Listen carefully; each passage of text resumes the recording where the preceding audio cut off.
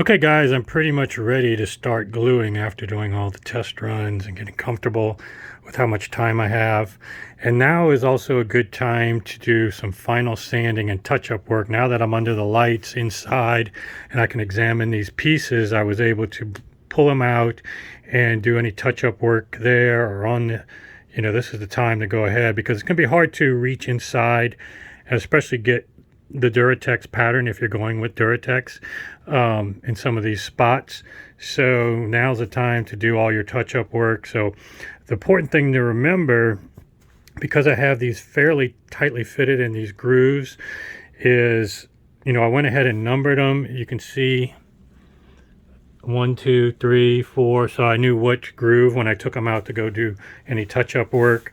So I knew they were in the groove, and even orientating them properly, which side is top versus bottom, is important to get the groove set pretty good. So make sure, on numbers like 8 that could go either way, put something on the other side of it so you know which way is up. And the other thing I'm going to do that I didn't do in the test run, that I noticed sometimes when I pulled these over, I'm a one-man show, so some of these might fall out that aren't snug. And so in those cases, what I want to do is put these spring clamps to keep it, because I don't want it to fall out with the glue already on it and then have to reset it. So I know which ones are fairly loose, so I have spring clamps ready to go on each of these once I pull them out and put the glue on. And pretty much all else I have is a little mallet to, if I need to do any minor adjustments with a little force. Obviously the glue, I got these brushes, a lot of fresh ones I've spaced out, so if it starts to clump up, I can get a fresh one. These aren't that great. These little things are already starting to shed. So like I said in my previous video, I would go with a silicone glue brush than these, but at this point I'm just going to live with it. I do have this just in case I get a lot of glue that might seep over in the first few until I adjust. I can probably scoop it up pretty easy, but also have on tap a wet rag, damp, basically. You don't need it super wet, but a wet side and a dry side. The other thing you're going to want to do is run your fingers on every little groove and feel for any last minute sanding or you'll feel where anything maybe wasn't cut by the router perfectly, or if you painted and anything dripped over, you'll feel it. And then after you sand it, these air guns are really good to do that. Or I've used also a little vacuum to go in between the grooves and take out anything that's in there, because obviously you want it as pristine as possible. So I think we're ready to go. I set up a camera, one of my old cameras over here, to film it, so you can watch me screw this up or have success. But I'm ready to go, so wish me luck, and I'll be back soon. Okay guys, I've successfully got everything glued and clamped. It wasn't as easy as it may have looked. I'll probably put the fast forward footage of me doing it, because I'm not going to make you watch an hour. It's pretty boring to watch. But under time pressure and dealing with all of these things and getting it to fit just right is not that easy. And just dealing with these damn clamps was a pain in the ass, just fishing it through. And then let me give you some tips of what I would do differently and what I'm going to do differently with the next channel. This is the left speaker with the right speaker. Well, I probably won't replace the clamps, but I do not like these clamps, especially with this thing on it that protects it, but it also makes it slide real easy. So I should have invested in the larger clamps with the larger pads on both sides instead of these, which were a little bit cheaper. These are just a pain because you have to fish through the thing if you can't keep it together. And because the sawhorse is down here, I couldn't just slide it already. So working under a time crunch, and these things gave me a little bit of trouble, Murphy's Law. you know, when you're live, there's always going to be some issues. In terms of gluing, it went really well. The first one that I glued, I got a good gauge for how much I needed. I had a little bit run over, and so, but nothing, I cleaned it up pretty good. And then after that, I was pretty clean with almost no run over. Now I've already cleaned it up. There was just one spot I've seen since that I kind of missed. It kind of was hidden under the shadow. But for the most part, everything is going to be covered by no-res or drivers. So there's a few spots that I should have caught with a little bit of glue leaking out, but I think I got a good gauge of how much was needed, and it's definitely less than what I showed in that previous video that I was practicing on. I did have one mishap where I was trying to put this clamp on and it slid up and took out a little divot of the wing here. But this will be an easy repair once I take this clamp off, gluing that back on. And again, no res is going to be over this section anyway, so nothing too big. Now, the one thing I will point out, on this side, everything fit pretty seamless. Other than the original test I did have a little bit bigger gap here than my first test run. And I think this is due, almost everything else is about the same as when my test run. And there's a couple things. This may look like a big gap, but I can barely fit a fingernail in there. It does appear when you have white, anything gap is going to seem bigger, contrast.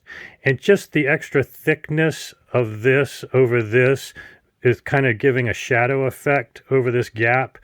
Because when I run my finger over it, this is just a little bit higher. But basically, I'm okay with this gap for a few reasons. Number one, some of this gap is due to me sanding, because when I was doing Duratex here, some of the Duratex would come over on the side. So there was a little bit more sanding on the edges of this front baffle. That probably led to a little bit more gap in certain spots than a totally flush fit. And again, you know, I'm doing this as a novice. But the other thing I know that I think I did okay with let me turn on the light here.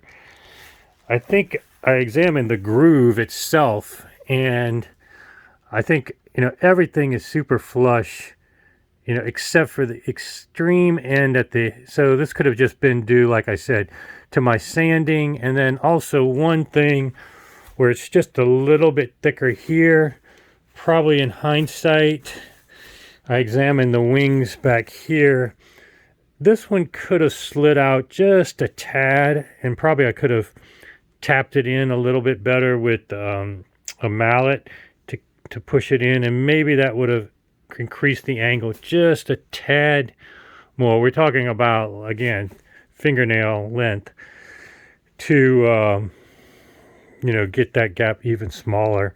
But overall, as soon as I take these straps off, I'll see maybe they'll all fall apart. So maybe I'm speaking too soon, but I think overall it went pretty well. I will put the top piece on. It's just going to fit more like a puzzle piece, so it's not anything that really has to worry about pushing on the front baffle. I basically sanded it so it doesn't really even touch the front baffle. And then probably the only challenging part left is to make sure that this angle is good enough that it works for the base where you have the dowels and the screws. But again, as I showed you, all of these are fitting pretty flush in the grooves. So, you know, nothing perfect. Things I definitely could do better and will do better next time. But and the other thing I'm going to get rid of and should have done, like I said in the previous video, these glue brushes just were shedding and causing me lots of problems that if I just had the silicone brush, definitely I would recommend getting rid of that. Spending a little extra money on the better clamps with the pad versus this is another lesson learned. These spring clamps, though, did work pretty good keeping everything, and those are relatively cheap. And also, as I showed earlier, putting that clamp initially on each of these frames so that when you're working solo, they don't all come flying out. That worked for me pretty good. So all in all, I'd give myself a B to B minus, and I'm going to shoot for doing an A on the next one and tidying up the little things that I learned here. So stay tuned and I'll be back with more. Okay guys, just a kind of final update on this speaker. This is the left speaker again that I've done so far. And what I did for some touch-up work was kind of sand down, make sure this was smooth, these joints, and then do another couple of coats. And the good thing about Duratex is that the pattern makes it, even when you sand it, you can hardly tell unless you get back to raw MDF. But I was able to put another couple coats on here, and probably if I did it another couple times, I'd get rid of all of these seams. But I'm running out of Duratex, so I want to keep enough for the next speaker. But overall, the joints are pretty clean now, all the way through. Nothing major. Obviously, a pro painter, pro woodworker would do much better, but for my expectations and standards, again, mostly all you're going to see with the speaker is this narrow front baffle and then the black drivers. So it's going to have that black and white theme. There's really not much to look at with these speakers.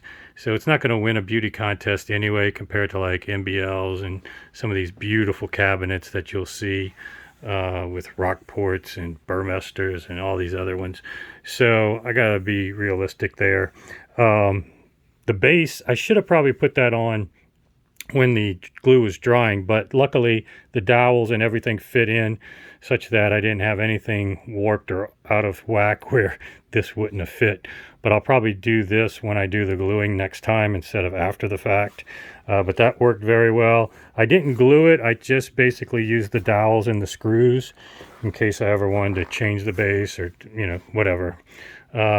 Maybe in these gaps I'll do a little bit down the road, but for now I think I'm pretty much set until I get up the energy maybe over the weekend to do the other one. I'll give you guys an update if there's anything in the second go round that is worth reporting on. Basically it should go the same as this one, if not better, and then we'll be back on top of this project for sure when I get the drivers from Danny, which are supposedly on the way.